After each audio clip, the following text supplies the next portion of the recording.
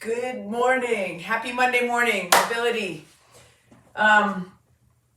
Today's, I'm about 30, maybe 28 hours into a pretty good ankle injury. I'm not sure what's going on yet. I'm getting an x-ray today, but just trying to do the smart thing and decrease the amount of load that I have into the ankle. So I don't want to make that too much this session at all about anything other than getting you ready for a good week of training. Am I a little bit jealous? Absolutely. But I had a really great ride on Saturday and was out just throwing a football around. And there was no tackling or anything like that. It was just a weird freak accident, and just shows you that things can happen. So healthy people heal quicker. My tissue's pretty healthy. I stay on top of it. But always smart to find out what's going on. So I'll be getting an x-ray this morning. But more than anything, let's get to it. All right, so the first thing we want to do is just congratulate everyone on such an amazing weekend of racing. And I love when people who do Monday mobility or part of my world with my strength stuff let me know how it's going. And I'll tell you, we had from an age group contender, consistent age group contender. So she's at the top of her game, and she won a 12-minute PB and made the podium again in Coeur d'Alene. Rudy Von Berg winning his first Ironman, couldn't be more proud of him. Paula Finlay winning the Canadian National Time Trial Championship, couldn't be more proud of her. Linda Rowan showing up in Montreal and throwing down a really good performance, healthy, strong, smart. Victoria Lopez, same thing, strong and smart in Montreal for the WTCS. And just so many people doing so many amazing things, and I'm just so proud and happy for everybody. So let's start with just these nice flat hips. So the cue to get into a neutral pelvis, because that seems to be what we're talking about most of the time right now, is a lot of high hamstring or just tight hamstrings. Just hamstrings are being overworked. So our first antidote for that, guys, is going to be to find that really good neutral pelvic position. So right here, I want you to engage pubic bone to belly button and just kind of find strength in that position. You're going to feel a little bit of muscle contraction there. And then do a little check up at the head that you're not looking backwards. Tuck your chin right from that position. And we started working on that head position last week. And I want to work on that again. So we've got a neutral pelvis, and it's strong, but it's not too intense. And then from here, we want to push the head back and work those occipitals, everything that comes out of the base of the skull. So push your head into the ground and just engage the deep neck flexors and extensors, because it's an isometric contraction. Hold and relax. Okay, one more time. Pubic bone to belly button. Head strong into the ground. Hold. And now I want you to incorporate a relaxed breathing pattern into that contraction. Hold your head nice and strong. Pubic bone to belly button, gentle but active. And now relaxed breathing. We'll go 2 more big breaths here. And 1 more big breath. And good. All right, from there, let's lift the feet off the ground, and we'll take the hands off the ground as well. So the head is going to stay strong into the ground. We're into that classic dead bug position. So right here, nice and strong. Little bit more contraction, pubic bone to belly button. Head strong into the ground. Hands are going to stay still. We're going to extend straight out with right and back. Straight out with left and back. Hold the hands in one position. 3, 4. You should not be losing contact with the floor with your low back. If you need to put your hands down here to pay attention and just hold on to that, go ahead and do that.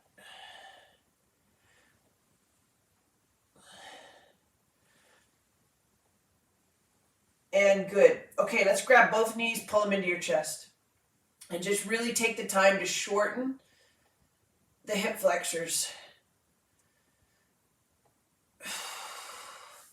Okay, feet onto the ground. That should be starting to get more and more relaxed, where you can just have flat hips. Low back is just comfortably into the ground.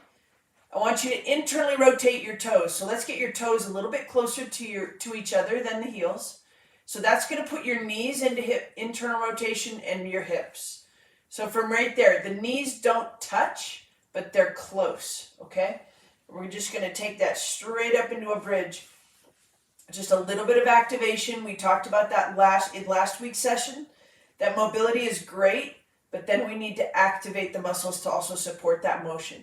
All right, so knees are slightly in, hips are flat, and we're able to breathe through that entire bridge. That's 2 down. We're going to go 3 more. Push down, lift. Hamstrings should be active. Glutes should be active. And 1 more.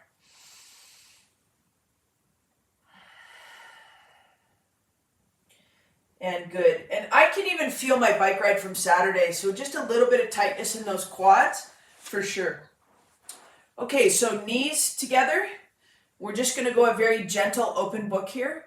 So nice and easy. You can let your head go to the ground and then lift your head up just as we kind of come to the front. So to the back. And you might feel just a little bit of tension through your hips. You try to keep your top leg down to the other leg. And we're just moving just nice and easy through that thoracic spine from that laying down position. And 1 more. And good. All right, let's hit the same thing on the other side. Knees are up just a little bit in front of the body. Hands here. Ankles are just at the height of the butt. And then just take that other side. Nice and easy.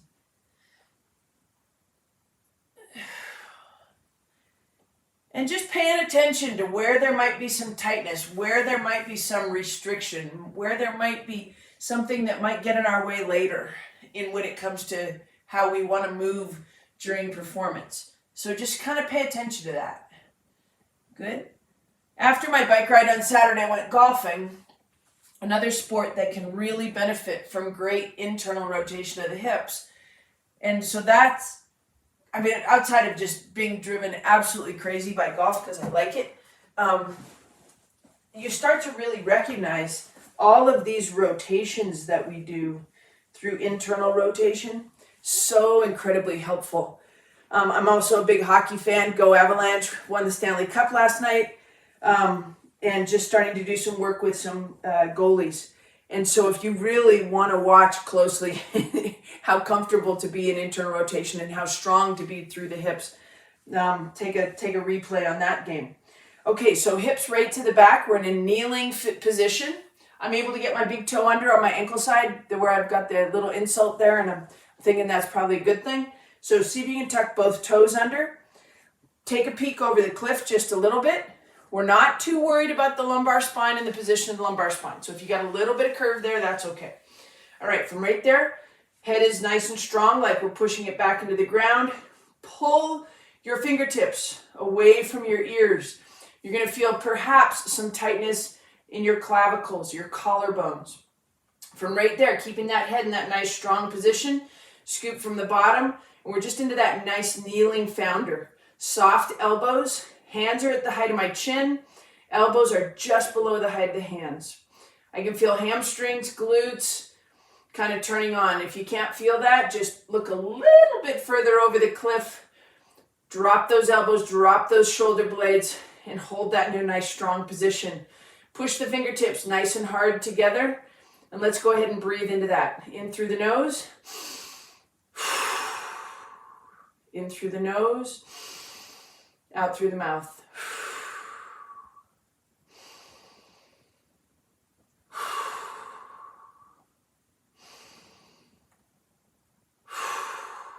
one more. And come right back out of that. Okay, good.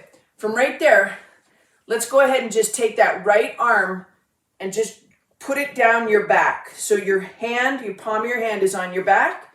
We're just going to go ahead and grab that elbow, give it a little yank and a little side bend. And then come right back. So with mobility, we're not going to hold this for a long time, but even pulling through the skin back here, you can feel that tightness. 2, 3, little side bend. 4, pushing with these fingertips to just pull a little bit harder through the back of the arm. And good, and back down. Same thing other side. So now the left arm grabs the back. Right arm grabs the back of the arm. And we side bend. 2, 3, 4, and 5. And gently take that down. We're going to hit that one more time. Right hand, nice tension in the fingertips. Put that hand on the upper back. Take a nice big breath. Elevate ribs from the hips. Side bend. 1, 2, 3, 4, and 5. Let those arms come down nice and easy. Nice. Left arm, hand down the back. Grab the elbow. See if you can get those feet outside of those knees so you stay in internal rotation. And side bend. 1, 2, 3, 4. One more. And 5. Okay, good. We want to keep working through that thoracic spine. We kind of started talking about that last week a little bit more. So gently, let's take that foot into that position. Now, I'm going to keep my foot up today because it's really not liking that little bit of eversion. I can actually get there. Just got to relax. Okay, so from right here, this half kneeling position, let's push the hips back. Let the hands come to the floor. From right there, we're just going to reach. So if you've got the left leg out, the left arm is going underneath. And come back. Push the hips back. So the hips should be behind the knee. And come back. We got 5 of those. 3 more. Hips back. Good. Hips back. Good. And hips back. And good. Had some questions about the half kneeling position. Some people with hip dysplasia or just a lot of arthritis in the hips are struggling with that position. So if you can't get into this position where the femur kind of abducts from the hip joint, then you can do that position just a little bit wider from here. So just get as wide or as narrow as you need to be, but you can still just go right here and right here. It'll be a little bit less rotation, but no big deal. Okay, so that's how, if you're not comfortable in this position, just go to 2 knees. Okay, hands to the front. Right leg is out, so right arm is going to reach under. 1, 2, just 5 times. 3, 4, and 5, and good. Okay, let's get up into a standing position. I think usually I'm a pretty good physical leader for you guys. You can really see how things should look. I'm going to apologize that today it might look a little awkward. Okay, so from right here, we're just going to go lateral lunge to one side and then lateral lunge to the other side.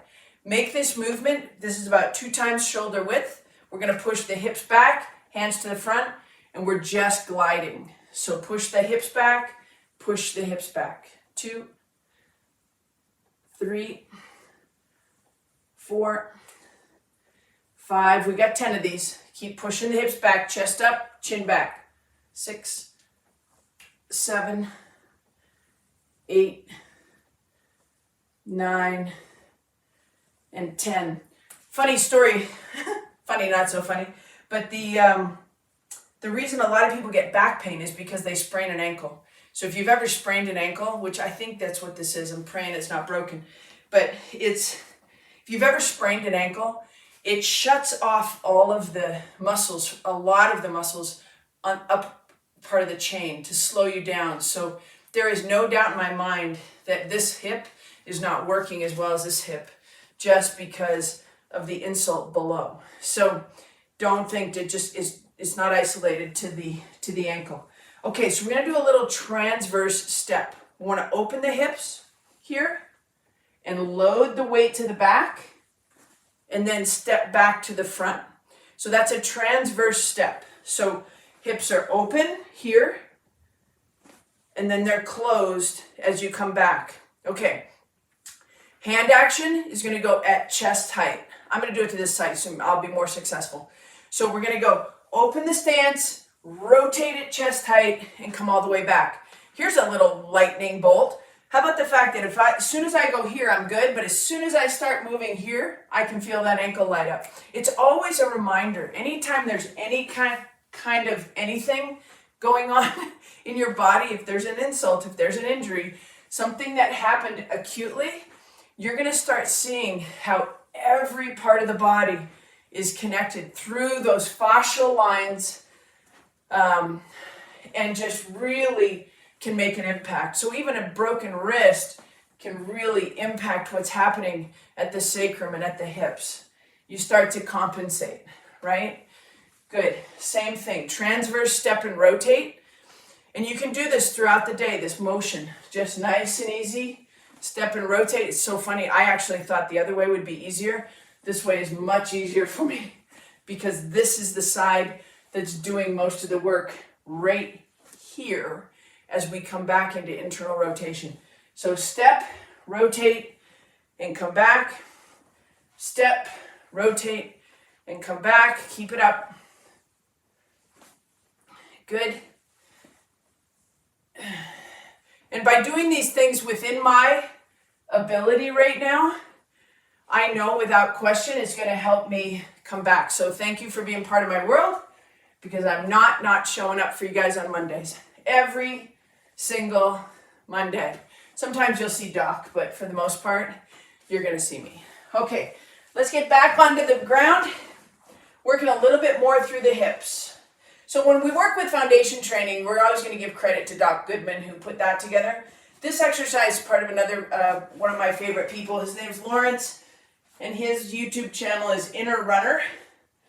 And on Rudy's pre-race video, you might have seen him doing this exercise. That's from Lawrence, and that just helps open the hip. So the same concept is pulling on the skin in the tricep when we were stretching the side body. Same thing here. So we're going to put the hands on the front of the thighs and just push through the right hip and then just open that hip. Push through the left hip, right hip. Nice, easy toggling side to side.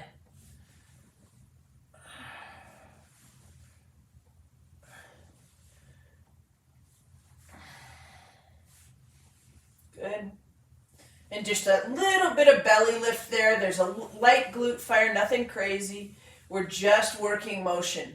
And you should feel the pelvis, the hips, just starting to dance here. Drop that hip drops down, then it comes back, and then that hip drops down. You might even feel a little bit of popping, gentle popping through the sacrum. And good. All right, let's make a little bit of an extension here now. We're going to take the right leg out and the left leg just nice and easy across. And we're going to move through this back shoulder. So right here, just drawing a nice big arc. 3, 4, and 5. And then we'll go to the other side. Make sure you find a nice happy motion through that shoulder. So left leg will be straight, right leg across, right arm here, and just over the head with the arm, and then just rotate through. 2, 3. If you feel good, you can lengthen the arm. 4, 5, and 6. So just nice, easy motion through the shoulder. So in that same concept of activation, let's go down into prone position. We'll set an anchor in the bottom. So knees together, toes together, heels apart. And from right here, we're going to put your head right on your hands. We're just going to lift one side and back, and then the other side and back. 3, 4, don't go too high. 5, 6, 7, 8. Set that anchor. Hold your knees together. 9, 10, and rest. Good. All right, hands out in front of you. Keep your chin back, chest up. So let's keep the head up, chest up here. And from right there, we're going to go right arm up and then left arm up. And you do want to be rolling. I want to see your back right there. Good. Roll. Keep the hand out in front of you. 5, 6, 7, 8, 9, and one more, and 10. Good. All right, just nice, easy stuff. Remember, there's an entire library of Mobility Monday. There should be over almost 60 episodes, each one of them between 15 and 20 minutes. You can use them each day. They're really set up you don't need recovery after motion, after movement. So if you find a couple of episodes that you like, make sure that you mark them down so you can keep going back to them. Chances are we all have a pattern, and we need to just keep undoing and redoing that mobility to make sure that your movement bubble just stays huge and that you can keep getting faster, feeling stronger, etc., etc. So I'll see you guys next Monday. Aloha, take care, and I'll go take care of this darn ankle. Cheers.